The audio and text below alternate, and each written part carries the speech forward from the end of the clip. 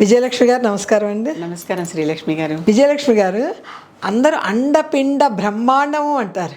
అండము ఏమిటి, పిండం ఏంటి, బ్రహ్మాండం ఏమిటి? అండం, పిండం, బ్రహ్మాండం ఎప్పుడు చాలా సహజంగా కలిపేసి మాట్లాడుకునేటటువంటి పదాలు ఇవి. ఈ మూడింటిని కలిపి వాడేయటమే అందరికీ అలవాటు. అసలు సృష్టి ప్రారంభంలో 3 పెద్ద అండాలు, 3 బ్రహ్మాండాలు అమ్మవారు సృష్టించింది అంటారు. అమ్మవారే మూడు బ్రహ్మాండాలు. ఒక బ్రహ్మాండం బద్దలైంది అంటాను చూడండి. ఆ ఒక బ్రహ్మాండం బద్దలైనప్పుడు, అంటే ఒక అండం పగిలినప్పుడు దాంట్లో నుంచి నారాయణుడు నారాయణి వచ్చారు. నారాయణి అంటే శక్తి, అమ్మవారు. నారాయణుడు నారాయణి వీళ్ళిద్దరూ వచ్చారు. వీళ్ళిద్దరూ నల్లగా ఉంటారు రంగు. ఈ అండంలో ట్విన్స్ ఒకే రంగులో ఉంటారు కదండి. సాధారణంగా ట్విన్స్ అందరూ వీళ్ళ ఒకే లక్షణాలు కలిగి అలా ఉంటారు. ఇక్కడ వీళ్ళిద్దరు డిఫరెంట్ జెండర్, ఒకళ్ళు స్త్రీ ఒకళ్ళు పురుషుడు రూపంలో నారాయణుడు నారాయణి వచ్చారు. రెండవ బ్రహ్మాండం పగిలినప్పుడు శివుడు సరస్వతి వచ్చారు. చక్కగా తెల్లగా ఉంటారు.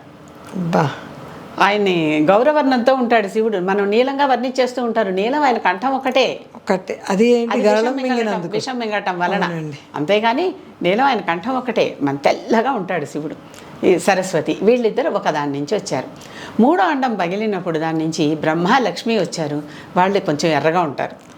బ్రహ్మలక్ష్మి ఎర్రగా ఉంటారు. ఈ రకంగా 3 అండాల నుంచి 3 బయటకు వచ్చారు. 6 బ్రహ్మాండాలన్నీ 3 బ్రహ్మాండాలు బద్దలైనాయి. 3 బ్రహ్మాండాలు అంటే అమ్మవారు తనకు కావలసిన వాళ్ళని తనే సృష్టిస్తుంది కదా. ఈ 6గురిని సృష్టించింది. ఈ 6గురిని సృష్టించాక మరి వీళ్ళకి ఏమన్నా పని చెప్పి చేయించుకోవాలి ఇప్పుడు తనకి అసిస్టెంట్స్గా. కనుక ఏం చేయాలి? ఈ 6గురిని నారాయణుడు నారాయణి, శివుడు, సరస్వతి, బ్రహ్మ, విష్ణువు. బ్రహ్మని పిలిచింది, రా నువ్వు. బ్రహ్మని పిలిచింది సరస్వతి, బ్రహ్మలక్ష్మి. నారాయణుడు నారాయణి, శివుడు, సరస్వతి, బ్రహ్మలక్ష్మి. బ్రహ్మని పిలిచింది ముందర, నాయన అసలు ముందర నువ్వు మొదలు పెట్టు, అంటే సృష్టి నువ్వు చేయి, బ్రహ్మదేవుని సృష్టి చేయి. అమ్మాని సరే నేను ఏమన్నా నువ్వు చెప్పినట్టుగా నేను ఏదో ఒక బొమ్మను మలిచి ఒక ప్రాణం పోసి ఒక మనిషిని చేస్తాను అన్నాడు.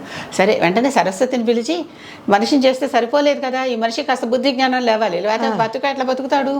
కనుక ఈ మనిషికి బుద్ధి జ్ఞానం కావాలి కనుక నువ్వు బ్రహ్మకి అసిస్టెంట్గా ఉండి, ఇక్కడ భార్యాభర్తలు ఇలా అనుకుంటూ ఉంటారు అందరూ, కానీ ఇవి అన్నీ శక్తులు అనమాట. బ్రహ్మకి అసిస్టెంట్గా ఉండి బ్రహ్మ చెప్పినట్లు చేస్తూ, బ్రహ్మ ఎవరినైతే సృష్టిస్తాడో వాళ్ళకి బుద్ధి జ్ఞానాన్ని ఇస్తూ ఉండు నువ్వు, అప్పుడు వాళ్ళు పోయి బతికేస్తారు అని చెప్తాడు. సృష్టి రహస్యం అలా మొదలైంది. అంతేకాదు బ్రహ్మ సరస్వతి యొక్క స్పెషాలిటీ తెలుసుకున్నాక, ఈ సరస్వతికి ఎక్కడ ఇవ్వాలి స్థానం? ఆవిడికి నాలుక, వాక్కు. మరి బుద్ధితో మనం పలికేది వాక్కు కదా. అవును, వాక్ దేవత. బ్రహ్మ సరస్వతికి నాలుక మీద స్థానం ఇచ్చాడు. చివరి శ్వాస వరకు మనకి ఏ మనిషికైనా కావాల్సింది అదే. దాంతోనే మనం బతుకుతున్నాం, గమనించండి. అవునండి. ఆ మాట మళ్ళీ మాట పొందిక, మాట తీరు, మాట మాట్లాడేటటువంటి మాటలో విశేషం, మాట మాట్లాడే సంస్కారం, అంతా మనిషి సంస్కారం తెలియాలంటే మాట వల్ల. అవన్నీ బ్రహ్మ ఇక్కడ సృష్టించాడు. ఈవిడ దోహదం చేసింది. దోహదం అంటే దాన్ని తోడుపడింది. తోడుపడేసరికి ఈ మనం పుడుతూనే ఆ విధంగా తయారై బయటకు వచ్చాం అనమాట.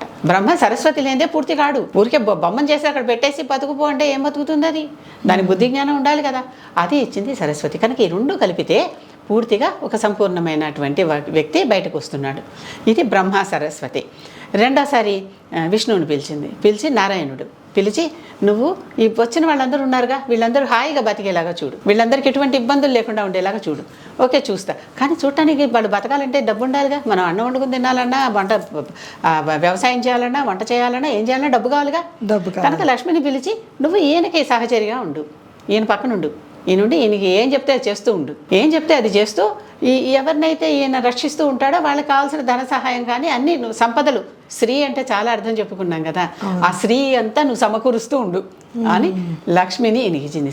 ఈయన అర్థం చేసుకున్నాడు, అమ్మో అంతే ఇంత గొప్ప శక్తులు నా లక్ష్మికి ఉన్నాయని చెప్పి లక్ష్మిని హృదయంలో పెట్టుకున్నాడు ఆయన. బ్రహ్మ వాక్ నాలుక మీద పెట్టుకుంటే విష్ణుమూర్తి హృదయంలో మీద, కుడివైపు హృదయం మీద పెట్టుకున్నాడు. హృదయంలో పెట్టుకున్నాడు ఆవిడ్ని. నా గుండె చప్పుడు నువ్వే అన్నట్టుగా అలా పెట్టుకున్నాడు. పెట్టుకున్నాక లక్ష్మి ఇలా ఉందా, ఇక్కడ లక్ష్మి గురించి ఇంకొంచెం కూడా ఎక్స్ట్రా చెప్తాను మీకు. ఎక్స్ట్రా అంటే తప్పు విషయం కాదు, కొత్త విషయము కాదు, అందరికీ తెలిసిందే. ఎక్కడ చూసినా లక్ష్మీనారాయణల పటం ఎలా ఉంటుంది? విష్ణుమూర్తి ఏమో చక్కగా శేషపాను మీద పవళించి ఉంటాడు, హాయిగా ఇలా చేయి పెట్టుకుని కాళ్ళు ఒత్తుతూ ఉంటుంది. పైనేమో ఏమి ఎండా వానలు పడకుండా అన్నట్టుగా పైన ఆదిశేషువు గారు గొడుగు బట్టి ఉంటారు, కింద బాలసముద్రం దీని మీద పడుకొని ఉంటాడు. అవునా? ఈవిడికి ఎప్పుడు కాళ్ళు ఒత్తే పని ఏమిటి? ఏదో ఈ మధ్య సినిమా కూడా వచ్చింది ఆ మధ్య, ఎప్పుడు చూసినా కాళ్ళే ఒత్తాలా అని. కాళ్ళు ఒత్తే పని ఈవిడికి ఏమిటి? పడుకునే దర్జా ఆయనకేమిటి అని. అక్కడ విషయం ఏంటి? ఆవిడ డబ్బు మనిషికి కాళ్ళొత్తాలి కానీ మనిషి డబ్బు కాళ్ళొత్తకూడదు. డబ్బు మనిషికి సర్వీస్ చేయాలి, మనిషి డబ్బు వెనకాల పరిగెట్టకూడదు. డబ్బు మనిషికి సమకూరి తన పని తను చేసి పెట్టాలి. అంతేగాని డబ్బుకి దాస్యం చేస్తామా? డబ్బు చేత దాస్యం చేయించుకోవాలి కానీ. కనుక డబ్బుకి దాస్యం చేయం కదా. కనుక లక్ష్మికి దాస్యం కాదు, లక్ష్మే మనకి దాసి. మనకి అంటే ఎవరికి? పురుషుడు అంటే ఎవరు? మనమందరం కూడా జీవుడికి ధన సహాయం కావాలి కనుక ధనం వచ్చి కాళ్ళు వచ్చి సర్వీస్ చేస్తుంది అనమాట. దానికి సింబాలిక్ అది. అంతేకాదు, ఈ పడుకున్నాడా ఈయన మరి రాజ్యాన్ని అంతా పాలించమంది కదా, మొత్తం ప్రపంచాన్ని అంతా నువ్వు స్థితి అందరూ ఎలా ఉన్నారో అన్నీ చూసుకోవాలంది కదా, అంటే రాజ్యపాలనే కదా అది. కనుక నా విష్ణు పృథ్వీపతి అంటారు. పృథివీ మీద పరిపాలించేటటువంటి ప్రతి పృథివీపతి అంటే ప్రతి రాజు, ప్రతి మినిస్టరు ఎవరైనా సరే వాళ్ళకు ఒక హోదా ఉందంటే ఆ హోదాలో ఆ సమయానికి అక్కడ ఉన్నటువంటి ఆ పై వాడెవడో వాడికి విష్ణు స్వరూపం లేకపోతే పాలించలేడు. విష్ణు స్వరూపం లేకపోతే పరిపాలించలేడు. అది శాస్త్రం. అంటే ప్రతి పైన ఉన్నటువంటి ఆ సింహాసనం మీద కూర్చునేటటువంటి, సింహాసనం అంటే ఆ రోజుల్లో లాగా ఆ సింహాసనాలే ఉండకర్లా. సో ఎక్కడ కూర్చున్నా పై స్థాయిలో కూర్చున్నటువంటి వ్యక్తి ప్రతివాడు. అంటే ఒక దేశానికి పదవిలో కూర్చున్న ప్రెసిడెంట్, ఒక రాష్ట్రానికి ముఖ్యమంత్రి, లేకపోతే ఇతర మంత్రులు, వాళ్ళ లెవెల్లో వాళ్ళు పాలన చేస్తున్నారు కదా. వాళ్ళందరిలో విష్ణువంశం ఉంటుందండి. విష్ణువంశం లేకపోతే అసలు వాళ్ళు పాలన చేయలేక దిగిపోయిన వాళ్ళు ఎలా ఉంటారో కూడా మనకి తెలుసు. అవును, విష్ణువంశ కాదు నేనే చేస్తున్నానని ఎవరైతే అన్నారో మీరు గమనించండి, ఎన్నో ఎగ్జాంపుల్స్ ఉంటాయి. ఇలాంటి వందల కొద్ది ఎగ్జాంపుల్స్ ఉంటాయి. ఒకళ్ళని ఇద్దరిని చెప్పాల్సిన అవసరం లేదు. నేనే చేస్తున్నాను వాడెవడు దేవుడు అన్నాడు, వాడు దిగిపోయాడు రెండో రోజు. ఎందుకంటే మన లోపల ఉండి మనకి ఆదేశాలు ఇస్తూ పరిపాలించేవాడు విష్ణువు. అక్కడ విష్ణువు. అంతేకాదు ఈ విష్ణువు పరిపాలన అంతా నాదే కదా, వీళ్ళందరూ నా ప్రజలే కదా అని తాగి తనేసి పడుకోవటానికి వీల్లేదు. ఇక పైన ఏమన్నా తేడా వస్తే పైన ఆదిశేషుడు ఉన్నాడు 1000 పడగలు వేసుకుని చూస్తూ ఉంటాడు. ఏమిటి ఏమన్నా చేయొచ్చు కదా. అవునా? పైన కత్తి వేలాడుతున్నట్టే పాము వేలాడుతోంది. ఎప్పుడు కింద పాల సముద్రం ఉంటుంది. ఆ సింహాసనం దొర్లిపోతే మునిగిపోతాడు. అంటే ప్రజలు అనమాట. పైన పడుకుంది కూడా పాము పట్టు, ఎంత పట్టు ఉంటుంది? పాము పట్టు అంటే పాము పట్టు. మరి ఆ పాము మీద పడుకున్నాడు. అది ఆ మెలకల్లో ఒకసారి నొక్కితే ఏమవుతాడు? అవునవును. కనుక పడుకున్నా కూడా ఈ రాజు అప్రమత్తంగా ఉండాలి, ఎప్పుడు జాగ్రత్తగా ఉండాలి. నిద్రపోతున్నట్టే ఉండాలి కానీ నిద్రపోకూడదు, కళ్ళు మూసుకుంటున్నట్టే ఉండాలి కానీ కళ్ళు మూసుకోకూడదు. ఎన్ని కండిషన్ల మధ్య పరిపాలిస్తున్నాడు విష్ణువు మనందరినీ. అబ్బా, ఎంత కష్టమైన పాలించాలంటే ఎంత కష్టం అంటే చేసి ఇచ్చేసాడు, వదిలేసాడు, అయిపోయిందండి. ఎక్కువ స్పాన్ అంతా జీవితం అంతా ఉన్నదంతా మరి ఏం చేస్తూ ఉండాల్సిందే కదా. ఒక మనిషి 60 ఏళ్ళో 100 ఏళ్ళో బతికాడంటే అదంతా ఈయన చూడాల్సిందే కదా ప్రతి నిమిషం వాళ్ళకి, ప్రతి వారికి. మూడవది శివుడిని పిలిచింది, నువ్వు లయం చేయవయ్యా. మరి ఉన్నవాళ్ళని ఇలా పుట్టిస్తూ ఉంటాడు, మళ్ళీ వీడు బాగానే పెరుగుతూ ఉంటారు, మళ్ళీ జనాభా పెరిగిపోదు, ప్రపంచం అప్పుడు బ్రహ్మాండం మొదలవదు. కనుక ఏమని చెప్పింది? నువ్వు లయం చేసేయి వాళ్ళని అని శివుడిని పిలిచింది. అప్పుడు శివుడికి జతగా శక్తినిచ్చింది, నారాయణుని ఇచ్చింది. ఏమని? అతనికి ఏదేనైనా ఒక దాన్ని లయం చేయాలంటే, సంహరించాలంటే శక్తి కావాలి కదా. కనుక ఆ శక్తి నువ్వు అయ్యి ఆయనకి తోడుగా ఉండి ఆ పని నువ్వు పూర్తి చేయించు అని నారాయణిని అప్పచెప్పింది. ఈ శివుడు ఈ నారాయణి ఇద్దరు కలిసి శివశక్తి, ఈ శివశక్తిగా రూపొంది వీళ్ళు లయ కార్యక్రమం చేస్తూ ఉంటారు. అంటే అర్ధనారీశ్వరులు. అప్పుడు శివుడు ఏం చేశాడు? నాతో పాటు సమానంగా ఇంత పని చేస్తున్నప్పుడు నా సగం దేహాన్ని ఇది. ఒక ఆయన నేలకు మీద చోటిస్తే, ఒక ఆయన గుండెల్లో చోటిస్తే, ఇంకో ఆయన మొత్తం శరీరంలో సగం నీది అని ఇచ్చేసాడు.